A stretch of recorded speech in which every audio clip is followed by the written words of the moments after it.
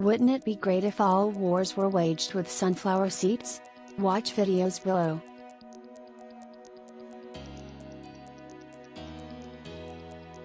The Los Angeles Angels and the visiting Seattle Mariners tangled Sunday in one of baseball's biggest brawls in recent memory.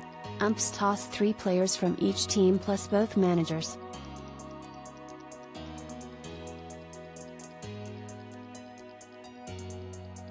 The fight erupted after Angels pitcher Andrew Wantz hit the Mariners' Jesse Winker with a pitch amid already roiling tension between the teams.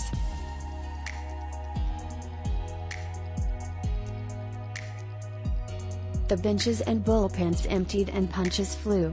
It took a while to calm everyone down.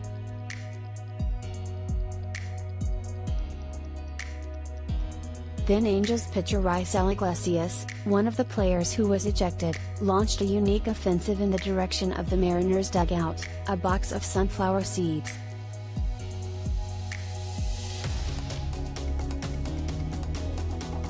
They didn't go very far. Players probably missed some quality seed spitting, too.